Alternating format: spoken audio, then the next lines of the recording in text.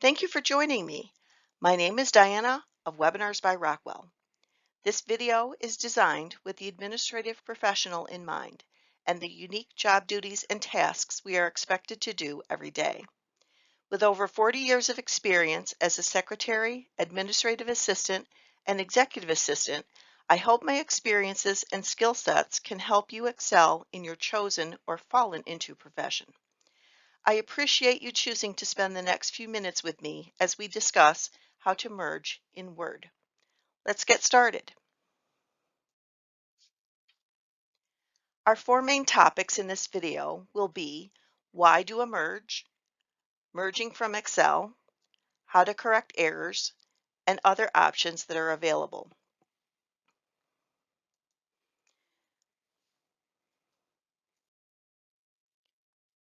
Word can handle all types of merged information into a document. You can take a spreadsheet in Excel and merge it into a letter or an email. Office 365 helps by providing a seamless interface between the two programs. We will discuss when it is to your best advantage to do a merge rather than cut and paste into individual documents. Why do a merge? It saves time and retyping of your work. You'll find the Mail Merge wizard under the Mailings tab. Click on Start Mail Merge and click on the last item in the drop-down menu, which is Step-by-Step Mail Merge Wizard. A dialog panel will appear on the right-hand side of your screen. From that menu, you can choose letters, email messages, envelopes, labels, and directory.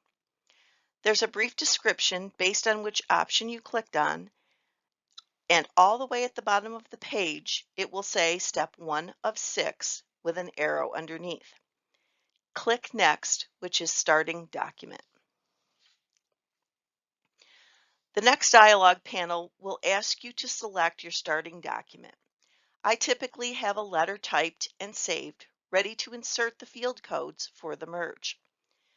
But your options are use the current document, start from a template, start from existing document. Again, you'll have a brief description of the differences between the options depending on what you've selected. At the bottom of the panel, you'll see that step is now 2 of 6, and you can advance or go back to the previous step. Step 3 is to pull in your source document. This can be in several formats. You can choose to use an existing list, select from Outlook contacts, and type a new list. In the section where it was showing the brief descriptions, you will see Browse as an option. If you've saved an Excel spreadsheet already with your database of information to be merged, that's the option you should select. It brings up your file location dialog box. Change the file type to All Files, and that allows you to find and associate your spreadsheet with this merged document. The first pop-up will be an outline of the file you've selected. If you have more than one tab in the file, you'll need to select the right one for your purposes. Then you'll get a larger box that will have all the data fields listed with a checkbox next to them. Edit this to include only the data you want to merge. It may be all, or it may just be the name and address and a nickname for salutation. You may also include a date or an amount of money. In one of my former jobs, I used mail merges quite often and would send letters for charitable contributions, so each one had different details, but the body of the letter remained the same. Go to Step 4 and click on More Items. That will allow you to narrow down the fields and insert them where you want them in your letter. Step 5 is to perform the merge. You can preview your recipient one by one, or you can simply complete the entire merge by clicking on Edit Recipient List. This is a must when you're doing labels and envelopes. Step 6 is to initiate the final merge by clicking on Edit Individual Letter, Emails, etc.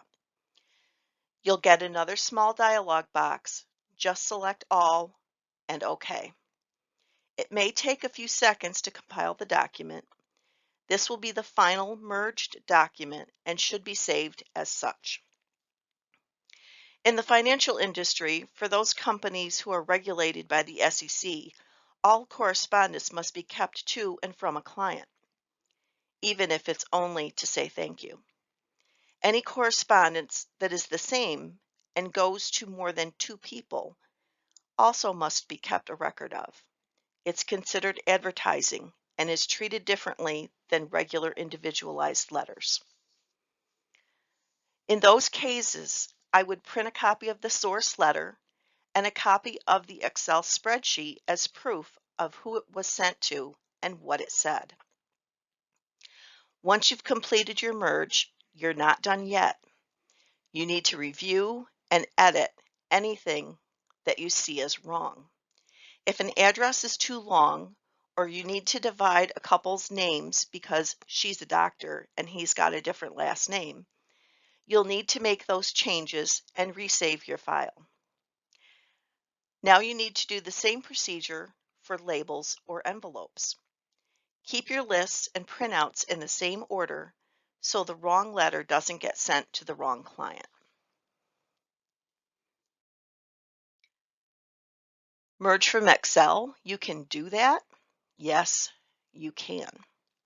As we just talked, we can merge from a list in Word, we can merge from a spreadsheet in Excel, we can merge from a report in Access. So we must go step by step to merge a Word letter with each of those types of documents. This was a new feature back in the early 2000s, and it was a game changer. You used to have to merge from a Word table or a data pulled from Access or another database, which is why your wizard automatically still goes to those SQL types of data files. And I've listed a couple of the different ways you can store your data.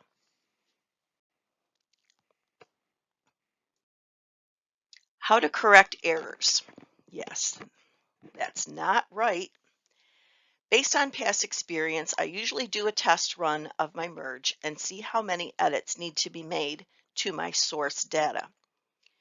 You never want to make changes in your merged document and have to do it again with labels and envelopes. You might miss something. So after you've identified your edits, and yes, I did print them out, and make the changes to your source documents, then you can do your merge again.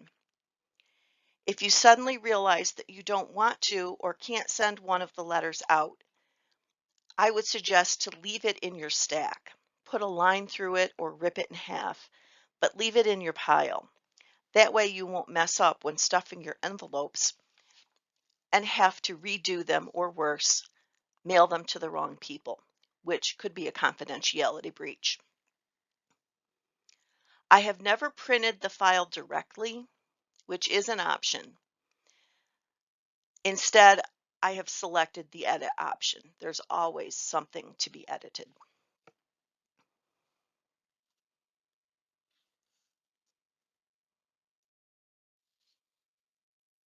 This slide just reiterates what we just discussed. So if you need to, pause and take a screenshot. The wizard does walk you through it, but there is margin for error, and it doesn't always let you know how to correct anything that goes wrong.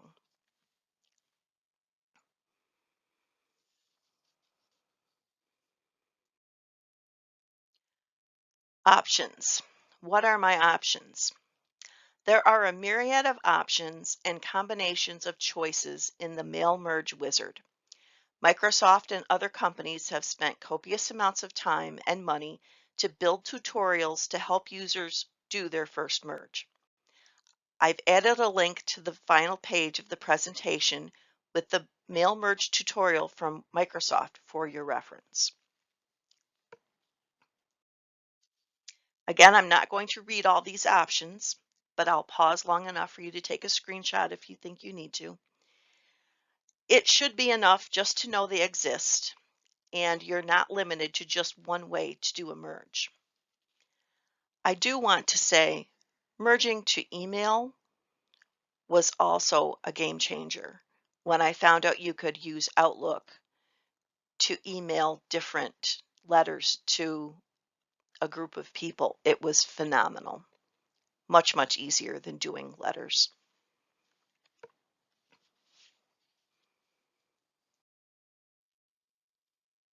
With PowerPoint, Mail Merge has been around for quite some time. Microsoft has tweaked and overhauled it, making it harder to use instead of easier. It's no wonder more people don't use it.